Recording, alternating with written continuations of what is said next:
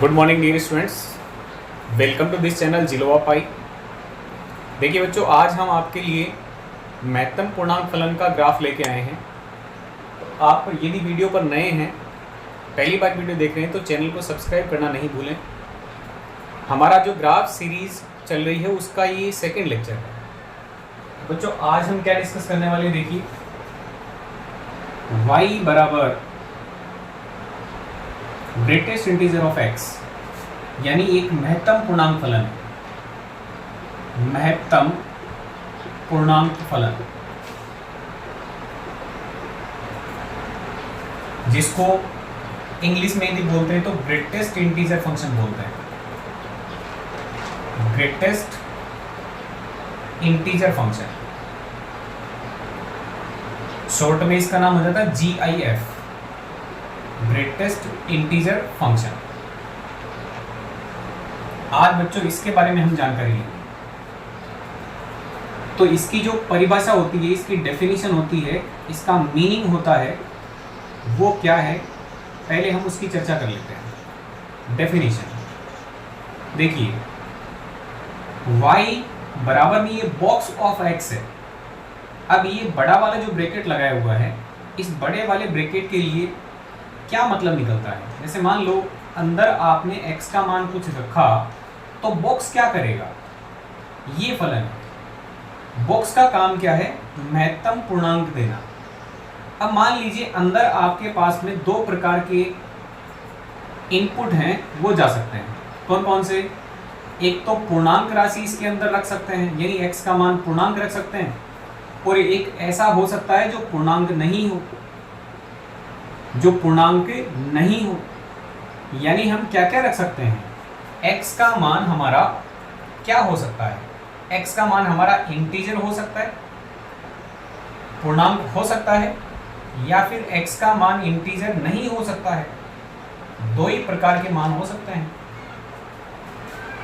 तो देखिए, यदि ये इंटीजर होगा, यानी x का मान हम इंटीजर रख देंगे, तो हमें वो का वो इंटीजर उत्तर में मिल जाएगा। जैसे मैं उदाहरण के तौर पे एक लेता हूं, तो एक हमारी पूर्णांक संख्या है, तो पूर्णांक संख्या होने की वजह से इसका मान वही आएगा। 0 भी हमारा पूर्णांक होता है, तो इसके लिए भी वो सेम उत्तर करेगा, यानी 0 उत्तर दे देगा। माइनस का 1 है, वो भी हमारी पूर्णांक संख्या है, तो इसके लिए भी आपका माइनस का 1 दे देगा। यानी आपने यदि कोई पूरी राशि रखी है, यानी आपने पूर्णांक संख्या रखी है, इंटीजर का मतलब क्या है, पूर्णांक है ना। तो यदि आपने x का मान पूर्णांक संख्या रखी है, तो आपको x ही मिलेगा, मतलब जो तुमने पूर्णांक चुना है वही उत्तर होगा। यानी इसकी परिभाषा की बात करेंगे तो ये हमारे जो परिभाषा है वो इस वाले रूप में जा सकती है, या फिर इस वाले रूप में जा सकती है। तो पहला रूप क्या है, यदि तुमने पूर्णांक लिया है तो सेम उत्तर करेगा। लेकिन यदि तुमने पूर्णांक नहीं लिया है, पूर्णांक के अलावा संख्या ली है, तो उसका काम क्या है, उसको समझ लो। यहां जो संख्या बनेगी वो क्या बनेगी, है ना। यदि पूर्णांक नहीं है तब, तो इसके लिए तुम ये याद रखो कि ये ग्रेटेस्ट इंटीजर देगा। Greatest integer less than x, मतलब क्या होगा कि x से कम महत्तम पूर्णांक, x से कम महत्तम पूर्णांक। अब मैं उदाहरण लेता हूं इसके लिए। जैसे मान लो तुमने लिखा 1.2 का तुमने बॉक्स का मान निकालना चाहा, यानी इसका महत्तम पूर्णांक कितना होगा। तो सबसे पहले तो देखिए, आपने जो संख्या रखी है 1.2, ये 1.2 एक पूर्णांक संख्या नहीं है।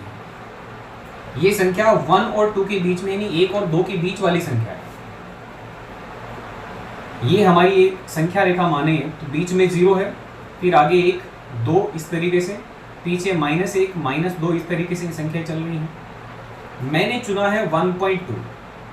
1.2 का मतलब क्या हुआ, ये 1 और 2 के बीच वाली, लेकिन 1 के नजदीक है।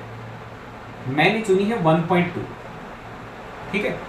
अब 1.2 का मतलब हुआ ये पूर्णांक संख्या नहीं है, तो पूर्णांक संख्या यदि नहीं है, मतलब x का मान पूर्णांक नहीं है, तब क्या होगा, x से कम वाला सबसे बड़ा पूर्णांक आपका उत्तर बनेगा। x से कम जो भी पूर्णांक हैं उनमें सबसे बड़े वाला पूर्णांक है वही पूर्णांक उत्तर के रूप में आएगा। तो देखिए 1.2 से बैक साइड में आपके कौन कौन से पूर्णांक हैं, यानी इससे कम वाली संख्याएं देखनी है। तो कम देखोगे तो आप बाईं तरफ देखोगे तो 1.2 से कम आपकी 1 है, 0 है, -1 है, -2 है, बहुत सारी संख्याएं ऐसी हैं जो 1.2 से कम है। अब 1.2 से जो भी आपके पूर्णांक छोटे हैं उनमें सबसे बड़ा कौन होगा। इधर ये जो लिस्ट है ये माइनस के अनंत तक चल रही है, इनमें सबसे बड़ी पूर्णांक संख्या कौन सी होगी, वो 1 होगी। इसका मतलब 1.2 का जो बॉक्स होगा वो 1 बनेगा। ठीक है बच्चों, ऐसे ही मान लीजिए आपने संख्या रखी, मान लीजिए 2.5, तो 2.5 का मतलब क्या हुआ, 2.5 एक पूर्णांक संख्या नहीं है, तो इसका उत्तर क्या बनाएगा बॉक्स, ये बॉक्स क्या उत्तर बनाएगा। पहले इसको देख लो कि 2.5 आपकी संख्या है कहाँ। यदि आप 2.5 को देखना चाहोगे तो 2.5 आपकी 2 और 3 के बीच वाली संख्या है, 2 और 3 के बीच वाली संख्या है।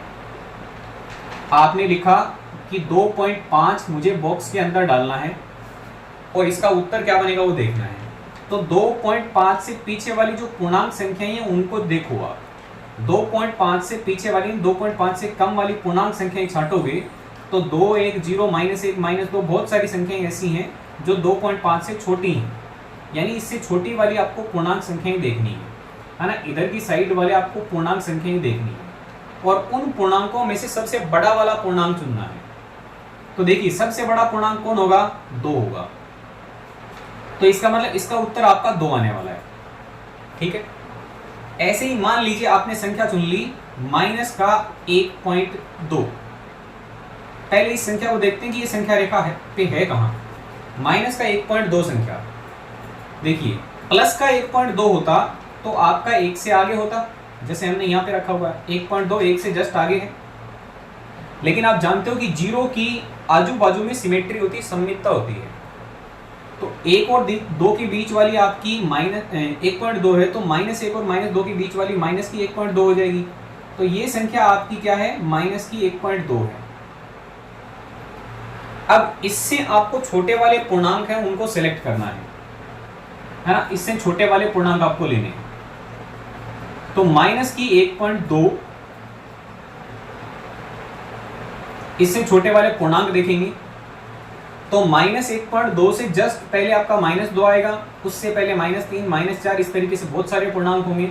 लेकिन उनमें सबसे बड़ा कौन रहेगा, सबसे बड़ा आपका -2 रहेगा। तो यहाँ पे उत्तर आपका -2 बनने वाला है। इस चीज का आप खास तौर पे ध्यान रखेंगे। ठीक है, यदि हम और बात करें, जैसे मान लीजिए माइनस का 3.7, इसका हमें उत्तर देखना है। तो एक बार इसके लिए तुम देख सकते हो कि यहाँ पर पॉइंट से पहले वाली संख्या क्या थी, -1 थी। तो आप इससे बैक साइड में जाओगे तो उत्तर क्या मिलेगा, -2 मिलेगा। ऐसे ही -3 से बैक साइड में जाओगे तो आपका -4 आ जाएगा। ठीक है, ऐसे ही मान लीजिए आपको और किसी संख्या का महत्तम पूर्णांक देखना है, जैसे मान लीजिए -230.5। अब इसका आपको महत्तम पूर्णांक का मान बताना है। तो पॉइंट से पहले वाली संख्या आपकी -230 है, तो -230 और -231 के बीच वाली संख्या है, यानी बाईं तरफ -231 आपको जस्ट मिल जाएगा। तो आपको ऐसा लग रहा होगा कि जस्ट पीछे वाला उत्तर देता है, जो भी संख्या हम डालते हैं उसके जस्ट पीछे वाला उत्तर देता है, जस्ट पीछे वाला, है ना, ये ध्यान रखिएगा। तो 1.2 से जस्ट पीछे कौन आएगा, पूर्णांक के रूप में 1 आएगा, इसलिए 1 उत्तर हो गया। 2.5 से जस्ट पहले पूर्णांक के रूप में कौन आएगा, 2 आएगा, तो ये आपका 2 उत्तर हो गया। फिर माइनस का 1.2 से जस्ट पहले पूर्णांक के रूप में कौन आएगा, -2 आएगा। -3.7 से जस्ट पहले पूर्णांक के रूप में कौन आएगा, -4 आएगा। तो ये हमारा महत्तम पूर्णांक फलन था। ठीक है बच्चों, तो ये इसकी परिभाषा थी। हमने कुछ मान लेके इसकी परिभाषा को ठीक तरीके से समझा और समझ के कुछ उदाहरण लिए हैं। अब हम इसका ग्राफ देखेंगे, है ना।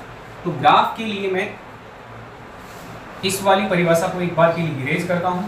और यहाँ पे इसका ग्राफ बना रहे हैं। फिर इसका प्रांत और परिसर भी देखेंगे। देखिए ये एक्स अक्ष है, ये हमारी वाई अक्ष है, ये हमारा मूल बिंदु 0,0, ठीक है।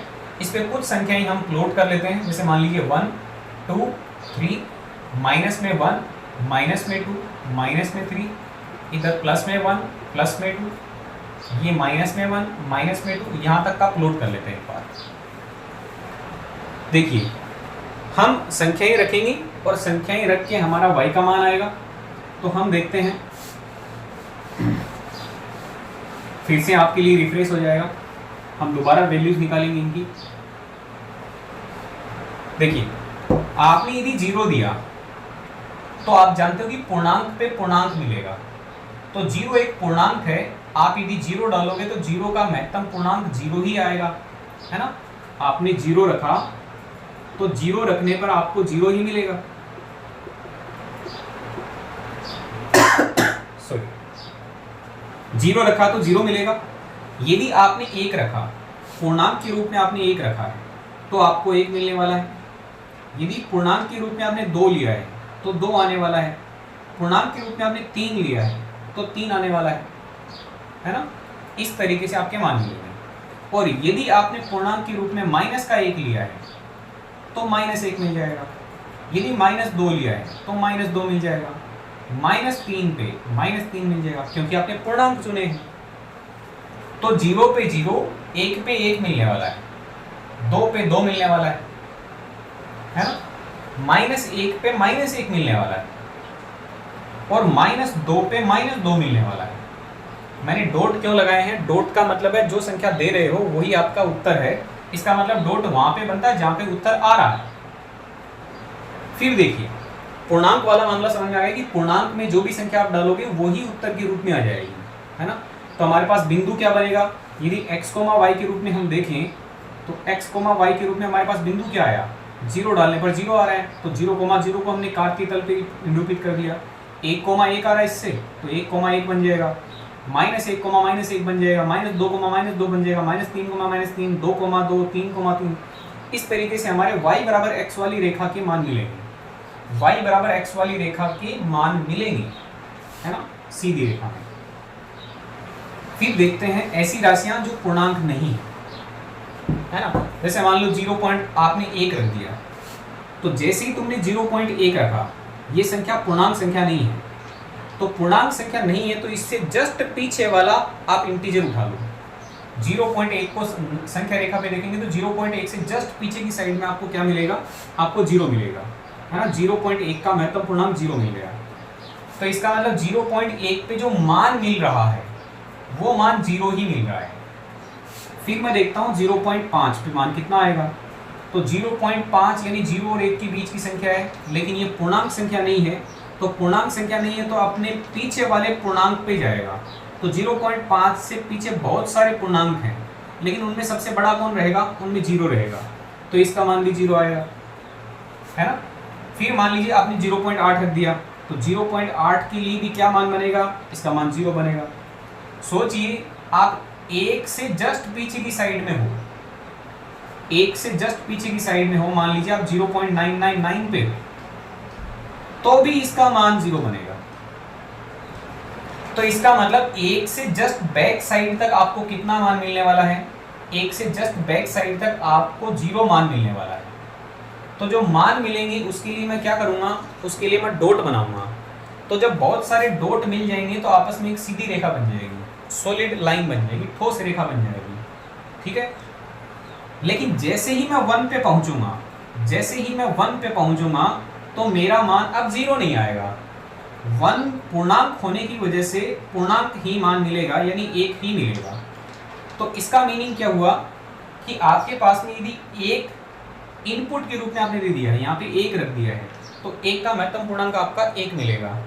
तो 1 पे 1 आ रहा है, इसलिए हमने यहाँ पे डॉट लगा दिया कि 1 पे हमें 1 मिल रहा है, ठीक है। लेकिन आप इसका ये भी तो अर्थ निकाल सकते हो कि 1 डालने पर आपका 0 नहीं आ रहा है। 1 डालने पर 0 नहीं आ रहा है, नहीं आ रहा है, इसका मतलब होल लगा देंगे। यदि जो संख्या आ रही होती है तो डॉट लगा लेते हैं, और जो संख्या नहीं आ रही होती उसके लिए क्या लगा लेते हैं, होल लगा लेते हैं। फिर जैसे ही तुमने एक से आगे की संख्या रखी, एक से आपने आगे की संख्या रखी बच्चों,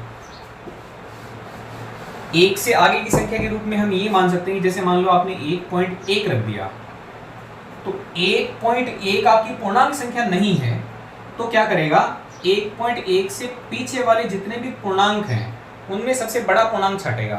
तो तुम इसका इनडायरेक्टली ये मत समझ लो कि 1.1 आपका यहाँ है तो इसके जस्ट पीछे पूर्णांक कौन है, 1.1 के जस्ट पीछे पूर्णांक आपका 1 है, 1.1 के जस्ट पीछे पूर्णांक क्या है, 1 आएगा, है ना।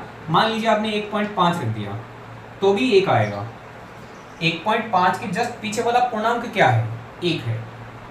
चलिए 1.999 तक की बात कर लेते हैं, यानी और भी 9 रख सकते हैं, लेकिन हम ये समझ रहे हैं कि 2 से जस्ट पीछे वाली मान है, तो 2 से जस्ट पीछे वाली मान पर भी मान कितना मिलेगा, इसका 1 मिलेगा, है ना। इस तरीके से हम 1 और 2 के बीच वाली रेंज के बारे में सोच रहे हैं।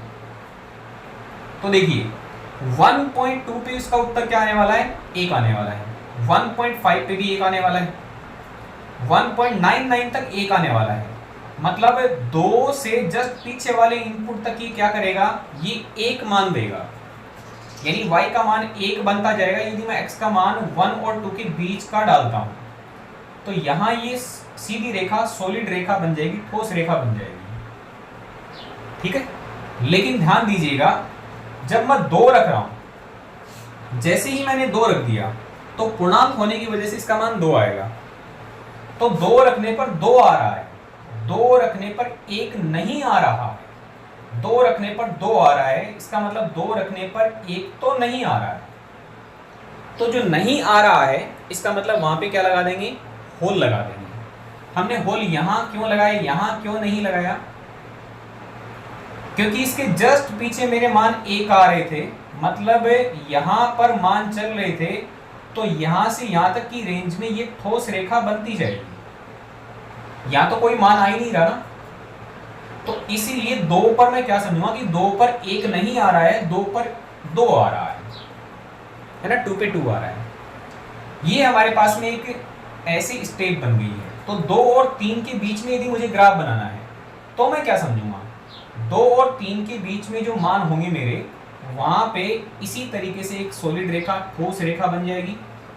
लेकिन 3 पे आपको क्या नहीं मिलने वाला है, 3 पे आपको 2 नहीं मिलने वाला है, 3 पे 2 नहीं मिलेगा, 3 पे तो 3 मिलेगा। ये बन गया। अब चलते हैं इसके जस्ट पीछे वाली साइड के ग्राफ में, इसको और समझ लेते हैं। अभी देखिए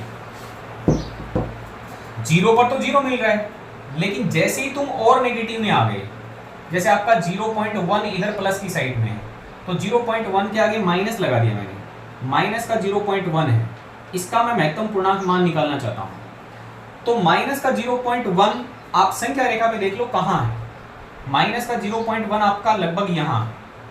तो यहां पर फलन क्या करेगा, अपने से पीछे वाला मान देगा, है ना। एक बार फिर से समझा दूं, देखिए ये 0 है, तो आपका 0.1 क्या करेगा, 0.1 प्लस की साइड में है, माइनस का 0.1 यहां। तो ये पॉइंट आपका यहां होने की वजह से यदि महत्तम पूर्णांक लेंगे तो अपने जस्ट पीछे वाले इंटीजर का उत्तर बना के दे देगा, यानी -1 दे देगा, ठीक है। तो -0.1 पे -1 आ रहा है, -0.1 पे माइनस का 1 आ रहा है ना। माइनस के 0.5 पे क्या होने वाला है, माइनस के 0.5 पे, माइनस का 0.5 भी यही है, तो इससे अपने जस्ट पीछे वाले इंटीजर का मान सेलेक्ट करेगा, मतलब -1 दे देगा। तो माइनस के 0.5 पे भी मान क्या आ रहा है, ये आ रहा है। देखिए ये डॉट तो मैं अपने x के मान की वजह से लगा रहा हूँ, लगाना नहीं चाहिए, जो मान आ रहा है उसको डॉट डॉट करते चलेंगे। माइनस के 0.9 तक यही कहानी होगी, है ना। -1 पे भी -1 ही बनेगा, -1 पे भी -1 ही बनेगा। देखिए -1 पे भी क्या बनेगा, माइनस का 1 बन जाएगा। मीन्स -1 पे -1 आ रहा है, तो मेरा डॉट यहां लग रहा है, ये भी मेरे बहुत सारे डॉट बन रहे हैं। अब एक्चुअली जब आप क्या करोगे, जब आप x का मान 0 रखोगे, x का मान 0 रख दोगे तो 0 पूर्णांक होने की वजह से इसका महत्तम पूर्णांक 0 ही बनेगा। मीन्स 0 डालने पर -1 नहीं आ रहा है, 0 डालने पर -1 तो नहीं आ रहा है, तो जो नहीं आ रहा उसके लिए क्या लगा देंगे, होल लगा देंगे। जो आ रहा है उसके लिए सॉलिड यानी ठोस रेखा खींच देंगे। तो जैसे ही आपने ये ग्राफ बना लिया, अब इसको देख के आप पीछे की साइड में बना सकते हो, है ना। ये ग्राफ आपका यहां से लेके यहां तक बना है, तो अगली स्टेप में क्या आएगा आपका -1 पे -2 नहीं आएगा, -2 पे -2 आएगा, इनके और इनके बीच में भी क्या आ जाएगा, -2 आ जाएगा। -2 मतलब y का मान आ जाएगा। तो ये वाली ठोस रेखा बन जाएगी और यहाँ ये होल बन जाएगा। तो इस तरीके से आपका ग्राफ क्रिएट हो जाएगा। ठीक है स्टूडेंट्स, तो ये हमारा इस तरीके से एक सीढ़ियों वाला ग्राफ समझ सकते हो तुम। अब इसकी बात करते हैं हम कि इसका प्रांत और परिसर क्या है। प्रांत का मतलब डोमेन, है ना। इसका डोमेन क्या बनेगा, डोमेन का मतलब क्या होता है कि x के मान कौन कौन से ले सकते हो, x के मान कौन कौन से ले सकते हो। तो आप ध्यान से देखिए x के मान आपने कौन कौन से सिलेक्ट किए हैं। आपने तो ट्राई किया है ना। √2 का वैल्यू भी तो 1.414 होता है। तो ये अपरिमेय संख्या होती है, इरेशनल नंबर होते हैं, ये भी तो हमारी संख्या रेखा पर होते हैं। तो इसका मतलब इनके मान रख के भी मैं इसका मान निकाल सकता हूं। तो मेरे पास में x के मान लेने के लिए परमिशन क्या मिल रही है कि मैं पूरी संख्या रेखा पर कोई सा भी मान ले सकता हूं। इसका मतलब मेरा प्रांत का मान क्या हो जाएगा, r, यानी वास्तविक संख्याओं का समुच्चय। फिर मेरा परिसर का ग्रुप क्या बनेगा, यानी रेंज कितनी आएगी। रेंज का मतलब क्या होता है, आपके कौन कौन से मान आ सकते हैं, कौन कौन से मान आ सकते हैं। आप देखिए ये फलन है, इसका नाम ही महत्तम पूर्णांक फलन है। तो ये अपना उत्तर बना के दे रहा है, ये पूर्णांक के रूप में उत्तर बना के दे रहा है। आपने थोड़ी देर पहले डिस्कस किया है कि 1.5 का उत्तर इसको कितना देना है, 1.5 पे 1 देगा ये, है ना। 1 पर भी 1 देगा, है ना। 2.3 पे क्या देगा, 2.3 पे 2 दे देगा। 2.3 मतलब यहाँ पे है तो ये 2 दे देगा। मीन्स आप x के मान कुछ भी लेने के लिए आजाद हो, लेकिन आपको जो मान मिलने वाले हैं वो कैसे मिलेंगे, वो पूरी संख्याएं मिलेंगी, मतलब पूर्णांक संख्या मिलेगी। तो बच्चों परिसर के रूप में आपके पास में केवल इंटीजर्स आएंगे। इंटीजर्स जिसका सेट होता है वो i और z से डिनोट किया जा सकता है। प्रांत r, परिसर i या फिर z। जब हम कंटिन्यूटी वाला चैप्टर डिस्कस कर रहे होंगे, डिफरेंशिएबिलिटी वाला चैप्टर चेक कर रहे होंगे, तो उसमें भी हमारे पास में इसके लिए बहुत सारे ऐसे क्वेश्चन होंगे जिनमें हमें इसको ठीक से समझ के काम में लेना होगा। वैसे तो लिमिट वाले जो पिछले वीडियोस हैं उनमें भी हमने ये देखा है कि ये बड़ा इंपॉर्टेंट वर्क करवाता है हमसे, और 0+h 0-h डाल के भी हम इसका वैल्यू देखते हैं वो किस प्रकार से निर्धारित होता है, वो हमने आज इस वाले ग्राफ को रीड करके ठीक से समझ लिया है। ओके स्टूडेंट्स, तो जो बच्चे नए हैं और रेगुलर कंटेंट को पढ़ रहे हैं, अपनी क्वालिटी स्टडी जारी रखे हुए हैं, वो बच्चे चैनल को सब्सक्राइब जरूर करें और अपने फ्रेंड्स में शेयर करें। Thank you very much.